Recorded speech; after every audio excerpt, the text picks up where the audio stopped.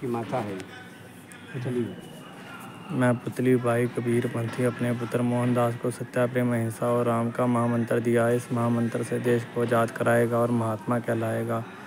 पुतली भाई की डायरी से आज भी उन्होंने अपनी स्वै जीवनी में महात्मा गांधी जी ने माता जी ने संगत जी लिखा है। उन्होंने माता जी का नाम पुतली भाई से।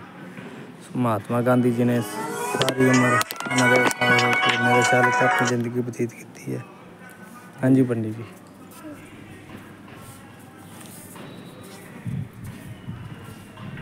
दादू दयाल साहब जी। दादू दयाल जी। दादू दयाल जी इनका राजस्थान के संत हुए और कबीर साहब के समकालीन मिले। अच्छा राजस्थान है भी ये भी उन्होंने समकालीन हुए। हाँ तो उनके समकालीन मिले महात्मा कबीर साहब के। देखिए रुई धुनते थे। अच्छा जी। हाँ ये भी जेड़ा रुई धुनते और जाई वाला काम और अपना काम करते हुए उस अध्यात्मिक ऊंचाई पर मैंने पहुँचे। वाह जी। ये नहीं कि घर द्वार छोड़ दिया तो हो गया, नहीं। घर पर रह करके वो साधना किया जा सकता है, गुरु से दीक्षा लेकर के, मार्ग को जान करके। जी नामा कह तिलोचना मुक्ते राम संभाल हाथ पाँव कर काम सब जीत निरंजन नाल। वाह जी वाह। परम सत्य का महाप्रकाश। ये दरिया साहब जी है ना जी। दरिया साहब ये बिहार के महात्मा हैं। आदमी का दिल फट गया है। वाह जी। प्रेम दिल से हट गया है तो देखिए सील रहे हैं, जोड़ रहे हैं दिल को। 7 बजे तो आइए ले लीजिए। कान सुनी।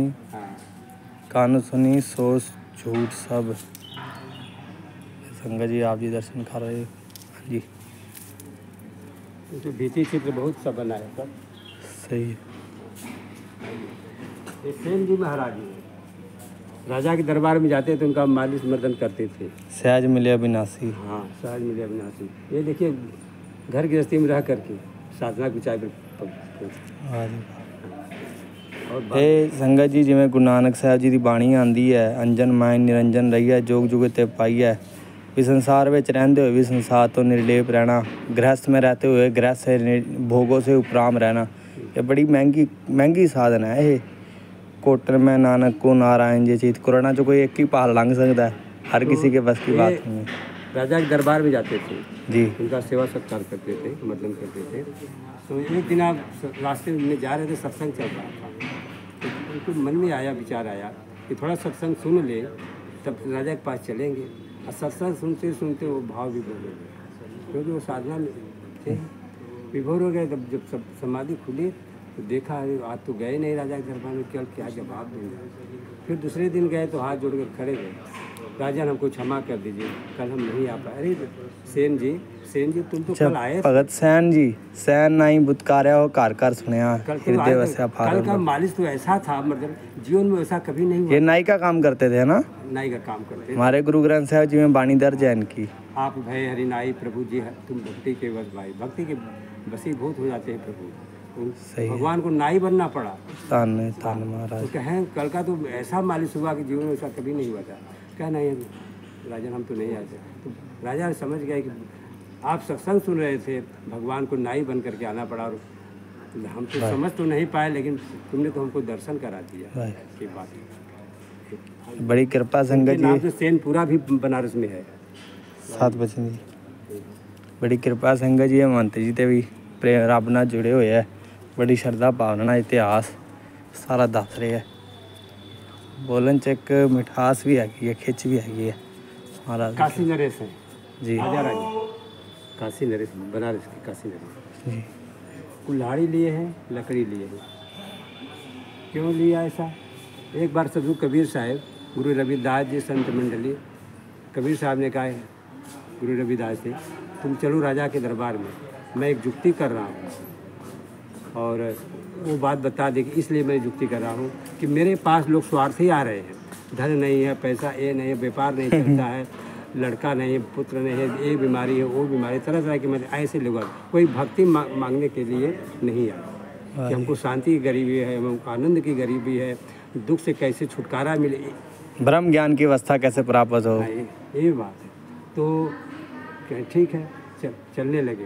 अब एक वो जो वेश्या रही तो वेश्वा, हाँ वेश्वा गड़िका, तो वो पहले तो मतलब उसकी कहानी लंबी है, लेकिन वो शिष्य बन गई।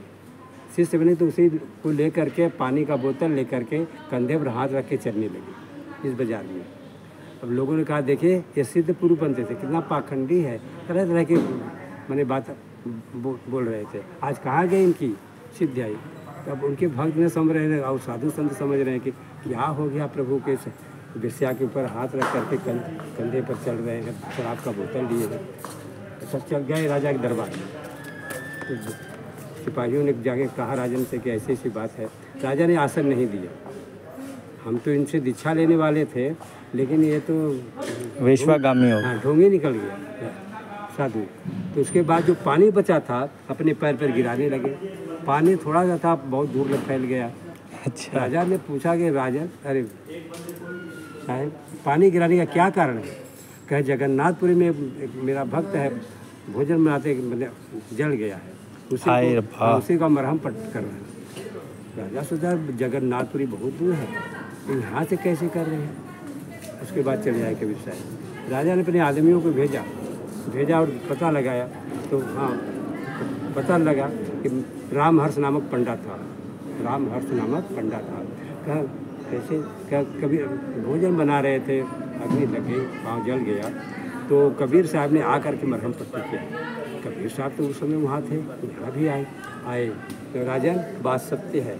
पंडा को जो जला था उसके यहाँ गए और बताया कि कबीर साहब यहाँ आए थे, मरहम पट्टी किया। तब वही राजा जो है रानी बादशाही पोशाक उतार करके साधारण कपड़ा पहन करके आए। अगर शत्रु कबीर साहब क्षमा कर देंगे तो ठीक है, नहीं तो कुल्हाड़ी है, लकड़ी है, काट के जंगल सीता लगा के जल जाएंगे। शत्रु दयालु होते हैं। आए, प्रणाम दंडोत किया, मैंने बड़ा अपराध किया, समझा नहीं राजमद में, तो ठीक है क्षमा कर दिए। फिर गुरु मंत्र दीजिए। कह अब नहीं जाएंगे राजा मैंने भोग नहीं दिया, राजभोग। कह नहीं, प्रजा आखिर क्या करेगी बिना राजा के? तो लेकिन समय समय पर तुम भी निगरानी करना कि हमारे जो आदमी है किसी को सता तो नहीं रहे हैं। तो ठीक है, तो फिर भी वापस हो गए। ਐਵੇਂ ਸੰਗਤ ਜੀ ਗੁਰੂ ਨਾਨਕ ਸਾਹਿਬ ਜੀ ਮਹਾਰਾਜ ਜਦੋਂ ਆਪਣਾ ਇੱਕ ਸਿੱਖ ਦਿਨ ਵਿੱਚ ਕੁਲਾੜੀ ਕੱਟ ਰਿਹਾ ਸੀ, ਨਾਲ ਸੋਲਾ ਸਾਹਿਬ ਦੀ ਪਾਣੀ ਪੜ ਰਿਹਾ ਸੀ, ਉਹਦੇ ਪੈਰ ਵਿੱਚ ਸੰਗਤ ਜੀ ਕੰਡੇ ਚੁੱਕ ਗਏ। ਮਹਾਰਾਜ ਬੈਠੇ ਹੋਏ ਸੀ। ਗੁਰੂ ਅੰਗਦ ਸਾਹਿਬ ਜੀ ਪੁੱਛਦੇ ਮਹਾਰਾਜ ਸਾਡੇ ਪੈਰਾਂ ਵਿੱਚੋਂ ਖੂਨ ਆ ਰਿਹਾ। ਮਹਾਰਾਜ ਕਹਿੰਦੇ ਸਾਡਾ ਸਿੱਖ ਸੋਲਾ ਸਾਹਿਬ ਦਾ ਪਾਠ ਕਰ ਰਿਹਾ, ਦਿਨੇ ਭੁੱਲਿਆ ਸਿੱਖ ਸ਼ਰਧਾਵਾਸ ਹੋ ਕੇ। ਮਹਾਰਾਜ ਨੇ ਉਹਦਾ ਦੁੱਖ ਆਪਣੇ ਸਿਰ ਤੇ ਲਿਆ। ਐਵੇਂ ਸੰਗਤ ਜੀ ਇਹਨਾਂ ਨੇ ਬਚਨ ਸੁਣਾਏ ਆ, ਸਾਖੀ ਮਿਲਦੀ ਹੈ ਇਹਨਾਂ ਨਾਲ। ਹਾਂਜੀ ਬਾਬਾ ਜੀ।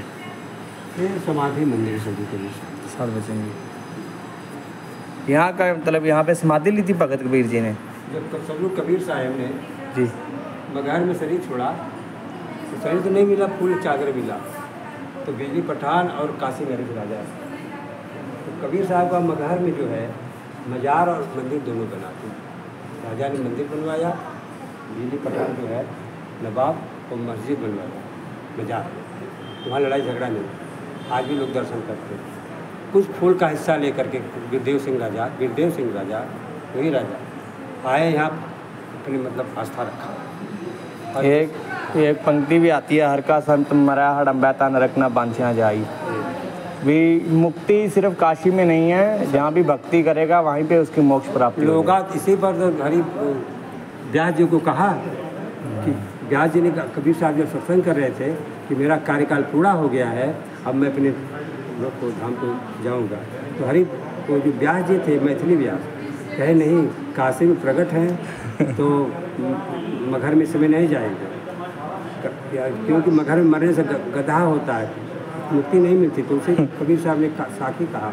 लोग शब्दावली है, लोग आ तो वहीं मत के भोरा, जो पानी पानी मिल गए वो त्यो धुरी मिला कबीरा।